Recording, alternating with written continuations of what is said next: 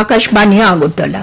স্থানীয় সংবাদ পড়ছি নন্দিতা রায়। মুখ্যমন্ত্রী অধ্যাপক ডক্টর মানিক সাহা গতকাল দিল্লির ত্রিপুরা ভবনে কমনওয়েলথ গেমসে জুডোয় ভারতের প্রথম সোনার পদকজয়ী ত্রিপুরার কৃতি জুডোকা অস্মিতা দেকে সংবর্ধনা জানান। এই ঐতিহাসিক সাফল্যের জন্য তিনি অস্মিতাকে অভিনন্দন জানিয়ে বলেন, তার অধ্যবসায়। প্রত্যেক শ্রোতা বন্ধুদের কাছে আমাদের অনুরোধ থাকবে, আপনারা যদি আমাদের ইউটিউব চ্যানেলকে এখনও সাবস্ক্রাইব না করে থাকেন, এখনই সাবস্ক্রাইব করুন। কারণ কেন আমরা আপনাদের জন্য নিয়ে আসছি প্রত্যেক দিনের আকাশবাণী আগরতলা বাংলা সংবাদ, এবং সেই সংবাদটি পাওয়ার জন্য আপনারা এখনই আমাদের ইউটিউব চ্যানেলকে সাবস্ক্রাইব করুন।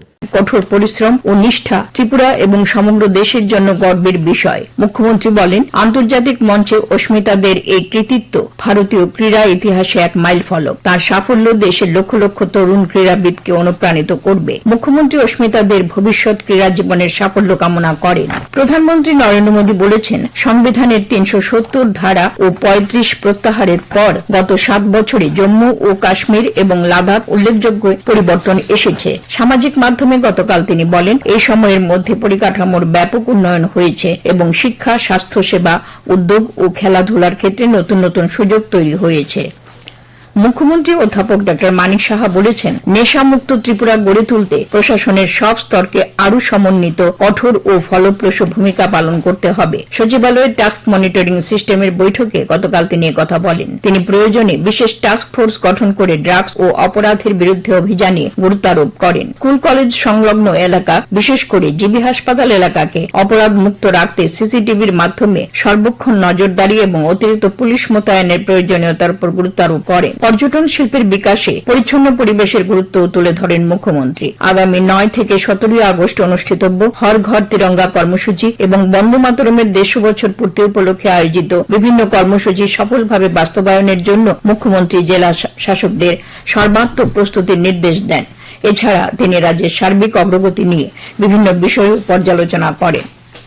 ডাক্তারি পড়ুয়াদের এবছরের নিট ইউজি কাউন্সেলিং এর নিয়ম অনুসারে প্রার্থীরা আজ থেকে ১৩ আগস্ট সকাল ১১টা পর্যন্ত তাঁদের পছন্দের তালিকা বা চয়েস ফিলিং জানাতে পারবেন। প্রথম পর্বের রেজিস্ট্রেশন প্রক্রিয়া আগামী ১২ আগস্ট দুপুর ৩টে পর্যন্ত চালু থাকবে। তবে ফি জমা দেওয়া যাবে ওই দিন সন্ধ্যা ৬টা পর্যন্ত। প্রথম রাউন্ডের আসন বরাদ্দের প্রক্রিয়া ১৩ আগস্ট থেকে ১৬ আগস্ট পর্যন্ত চলবে। ফলাফল ঘোষণা হবে ১৭ আগস্ট। আসন বরাদ্দের পর পড়ুয়াদের ১৮ আগস্ট থেকে ২২ আগস্টের মধ্যে সংশ্লিষ্ট শিক্ষা প্রতিষ্ঠানে রিপোর্ট করতে হবে। এরপর ২৩ আগস্ট হবে তথ্য যাচাই প্রক্রিয়া। কেন্দ্রীয় সরকারের যুব বিষয়ক ও ক্রীড়া মন্ত্রণালয়ের অধীন মাই ভারতের উদ্যোগে উদ্ভাবনী সামাজিক সংস্থার ব্যবস্থাপনায় গতকাল কৈলাসহরে অনুষ্ঠিত হয় বিকশিত ভারতের জন্য নেশামুক্ত যুবা শীর্ষক কর্মসূচি। কৈলাসহরের শ্রীরামপুরে সূর্যমণি মেমোরিয়াল দ্বাদশ শ্রেণী বিদ্যালয়ে আয়োজিত অনুষ্ঠানের উদ্বোধন করেন ঊনকোটি জেলা পরিষদের সভাধিপতি অমলেন্দু দাস। অনুষ্ঠানে নেশার বিরুদ্ধে সমবেত শপথ বাক্য পাঠ করানো হয়। লোকসভায় ব্যাংকার্স বুকস এভিডেন্স বিল ২০২৬ গতকাল পাশ হয়েছে। বিলটি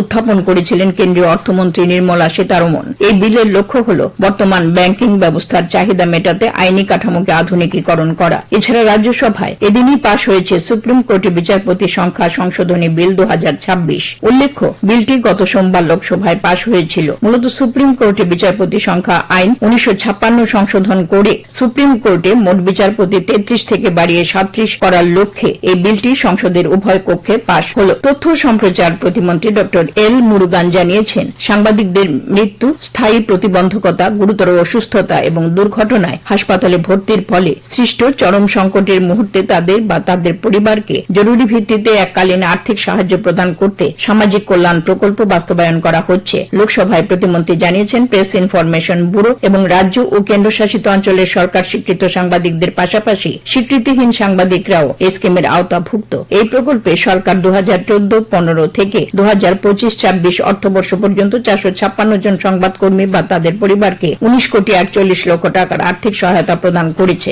এনএফআর এর পক্ষ থেকে জানানো হয়েছে, Narangi Agartala 15650 number express train Narangi থেকে ছাড়বে আজ রাত 10:30। অন্যদিকে 15649 আগরতলা নারঙ্গী এক্সপ্রেস ট্রেন আগরতলা থেকে ছাড়বে আজ রাত 11:30। এছাড়া 14619 Agartala Firozpur cantonment express train ছাড়বে আজ রাত 11:30। মিনিটে। আবহাওয়ার খবর, আগামী 24 ঘন্টায় আকাশ সাধারণত মেঘলা থাকবে। রাজ্যের সমস্ত জেলায় বিক্ষিপ্তভাবে ভারী থেকে অতি ভারী বৃষ্টিপাতের সতর্কতা জারি করেছে আবহাওয়া দপ্তর। আজ আগরতলায় দিনের সর্বোচ্চ তাপমাত্রা 33 ডিগ্রি সেলসিয়াসের কাছাকাছি থাকতে পারে। ভোরে সর্বনিম্ন তাপমাত্রা ছিল 26 ডিগ্রি সেলসিয়াস। সকাল 5:30 পর্যন্ত আগরতলায় বৃষ্টিপাতের পরিমাণ ছিল 15.8 মিলিমিটার। স্থানীয় সংবাদ এখনকার মতো শেষ হলো। পরবর্তী বাংলা সংবাদ প্রচারিত হবে সন্ধে 7:55।